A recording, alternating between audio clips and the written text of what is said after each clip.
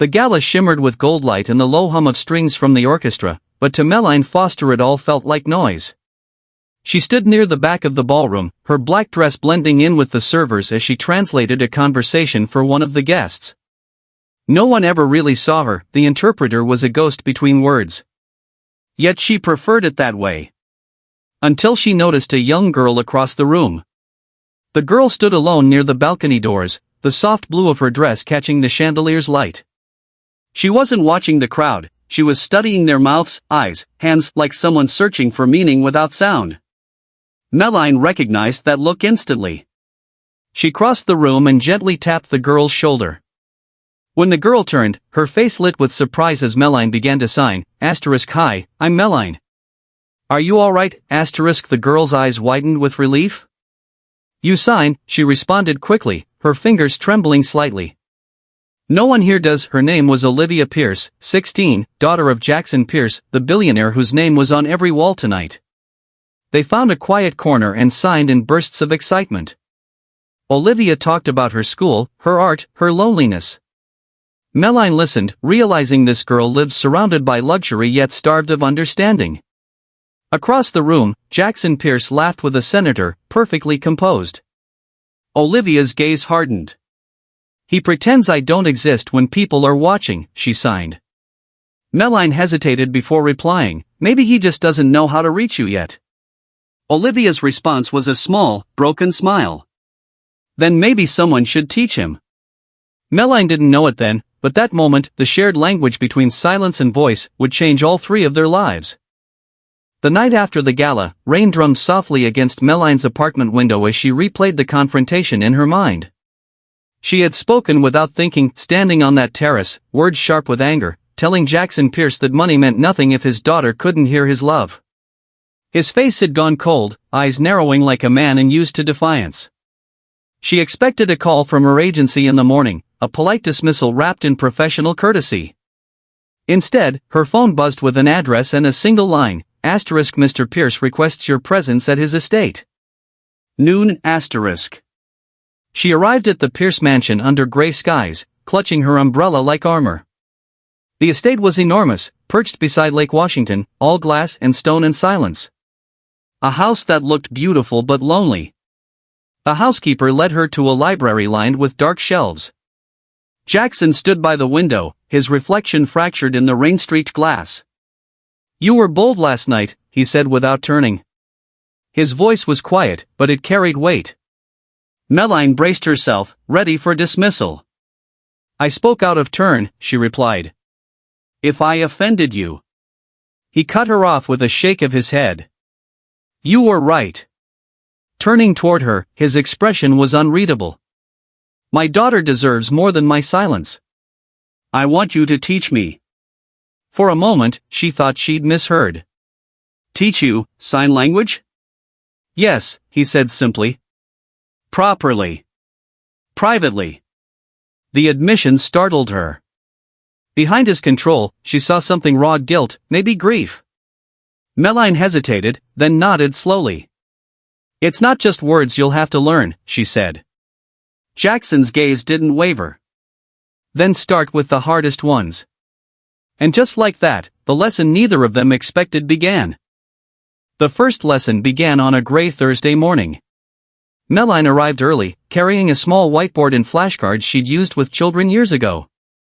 Jackson greeted her at the door himself, his usual precision softened by uncertainty. The library had been cleared of its formal air, 2 chairs faced each other, a notebook between them. He sat stiffly, a man used to mastering the world but suddenly unsure how to move his hands. She started with the alphabet, her gestures fluid and patient.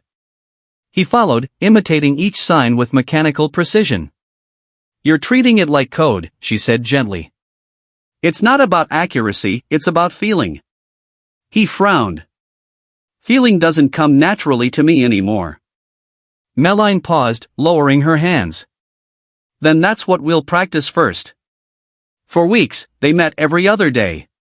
At first, the sessions were silent struggles, his signs too rigid, his eyes restless. But gradually, cracks began to show in his composure.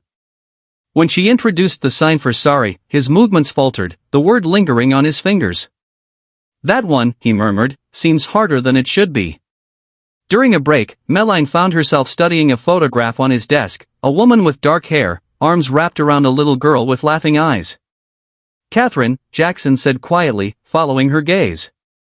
"My wife. The accident took her.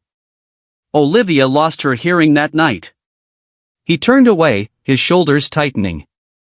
"I've never known how to speak to her since." Meline's voice softened. "Then this isn't just learning signs. It's learning to listen again." Something in him shifted, barely visible, but real. For the first time, he met her eyes not as a businessman hiring a teacher, but as a father searching for a way back to his child. Outside of the mansion, Meline found her days filling with unexpected warmth. Olivia began waiting for her after lessons, eager to escape her father's heavy house and talk somewhere quieter. They met often at a small cafe near her school, a cozy corner filled with the smell of coffee and the soft hum of music Olivia couldn't hear but said she could feel through the vibrations in the table. Their conversations in sign flowed easily, hands moving with the rhythm of friendship. Meline learned that Olivia painted every night, sometimes for hours, trying to capture sounds she remembered before the accident and the silence that followed. One afternoon, Olivia brought a sketchbook, flipping through pages filled with vivid colors. "This one," she signed, showing a swirl of blue and silver, "is what rain sounds like in my memory."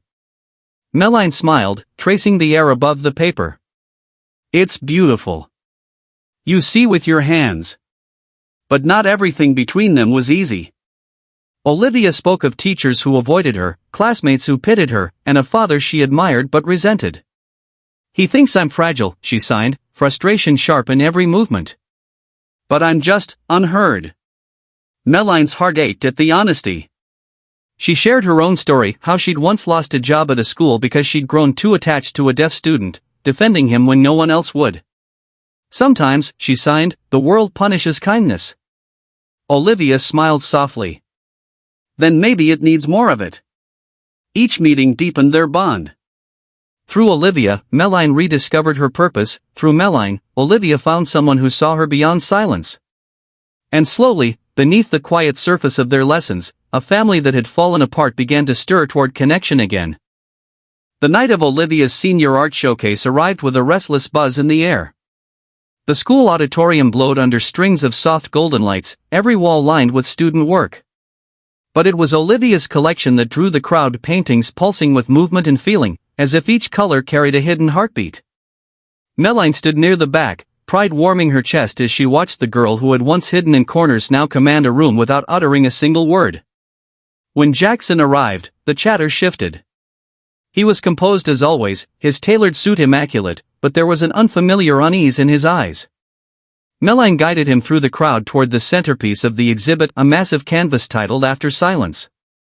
The painting glowed with a storm of blues and golds, fragments of hands reaching through chaos toward a rising light. Embedded within the texture were faint impressions of sign language: love, forgive, begin again. Jackson stared for a long time, his throat tight. Then, slowly, he lifted his hands. His movements were hesitant, imperfect, but clear. "I'm proud of you." Olivia froze. Her lips trembled, then she signed back, "Thank you." Her hands shook, but her smile didn't. The crowd saw only a touching family moment, but Meline saw something greater, the breaking of a years-long silence. Later, as guests moved on, Jackson approached Meline quietly. "She painted the accident," he said, voice unsteady. "And somehow she made it beautiful." Meline nodded, eyes glistening. "Because she's forgiven what you still can't." He looked toward his daughter, surrounded by admirers, laughter shining in her eyes. For the first time, the distance between them no longer felt impossible. It felt like a bridge, fragile, but real. The applause from the showcase still echoed in Meline's mind when the announcement came. During the closing ceremony, the headmaster stepped forward, smiling proudly as he revealed a new scholarship funded by Jackson Pierce himself, the Catherine Pierce Memorial Scholarship, a full year of study in Paris for one exceptional art student. Olivia's name was called. The audience erupted with cheers, cameras flashing, but Olivia's smile faded the instant she saw her father's face. She stood motionless, then turned abruptly and walked out of the hall, leaving the applause behind like shards of glass.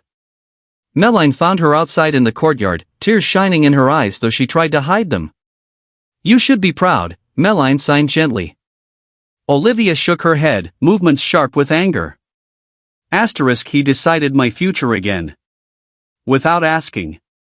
Like I'm a project he can fix with money.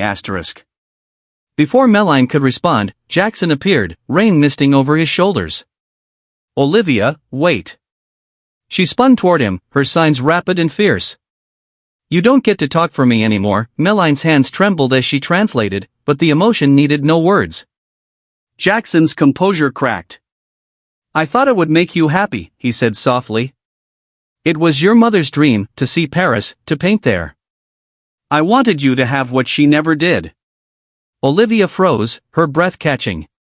The anger in her movements faltered, replaced by confusion and grief. "You did it, for her?" Jackson nodded, eyes glistening.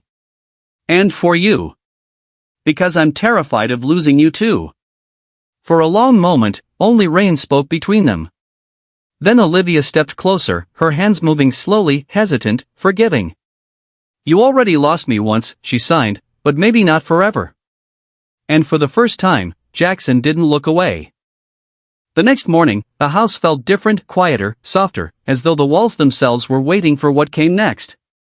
Olivia sat by the window, sketching absent-mindedly while rain painted the glass in silver streaks. Jackson lingered in the doorway, uncertain, watching her fingers move gracefully across the page. He had spent years commanding boardrooms and shaping empires, yet the few steps toward his daughter felt like the hardest journey of his life. When he finally approached, she didn't look up. "I don't know how to start," he admitted. His voice was quiet, stripped of power. Olivia set down her pencil, turning to him with steady eyes.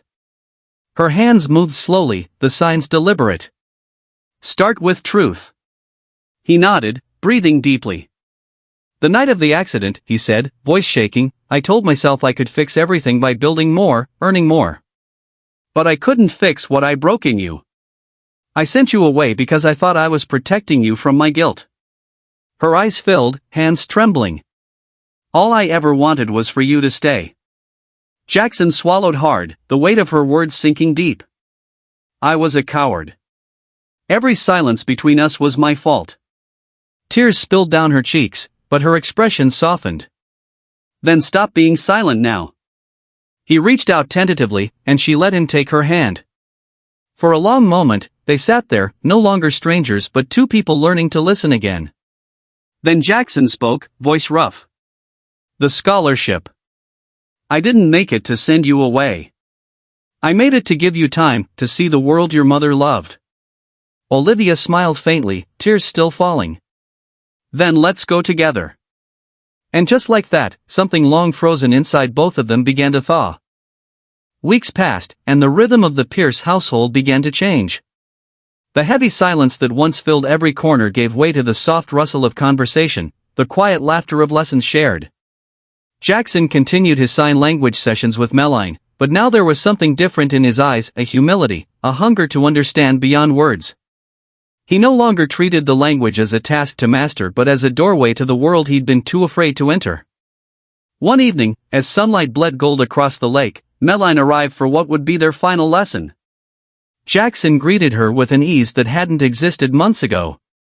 Olivia sat nearby, sketching idly, pretending not to listen.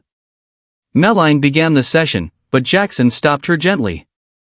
His hands trembled as he lifted them, signing slowly, deliberately. "I'm sorry. I love you, The air seemed to still. Olivia looked up, eyes wide, her sketchbook slipping from her lap. For a heartbeat, she didn't move, and then her hands rose to answer. "I love you too." Her smile was shaky, but her eyes glowed with a peace Meline had never seen in her before. Meline turned away, blinking back tears. Her job was done. She had been the bridge between their silences, the translator not just of words but of hearts. "You don't need me anymore," she whispered. Jackson looked at her and signed, "You were never just an interpreter." Meline smiled, touched deeply. As she left the mansion that night, the faint sound of laughter followed her down the long hall. It was the sound of healing, of a family learning, finally, to speak in more than words.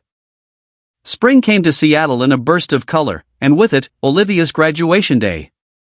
The auditorium was packed, every seat filled with proud families and restless students ready to begin again. Meline sat near the front, her heart swelling as Olivia stepped onto the stage in her navy cap and gown, sunlight glinting off her honor cords. The applause was loud, but what followed was pure silence, the kind that commanded attention. Olivia stood at the podium, lifted her hands, and began to sign her valedictory address. The audience watched in reverent stillness as Jackson stood beside her, interpreting each word aloud. His voice trembled, not from fear, but from emotion. The most important conversations, he translated, don't always need sound. They live in the space between words, in love, in forgiveness, in being seen. When she finished, the room erupted with cheers, some people even signing applause. Meline felt tears roll down her cheeks. The man who once couldn't face his daughter now spoke her language with grace and pride. The girl who once felt invisible now stood before hundreds, radiant and whole. After the ceremony, Jackson and Olivia approached Meline together. "We have something to show you," Jackson said, handing her a sleek brochure embossed with silver letters, "The Pierce Foundation for Deaf Education and the Arts." "It's yours too," Olivia signed with a grin. "We want you to run it." For a long moment, Meline couldn't speak. She saw in their faces the proof of everything she had worked for, not perfection, but connection. As they stood beneath the bright sky, she realized that after silence was never just a painting or a memory. It was a promise that even in the quietest places, love could still find its voice.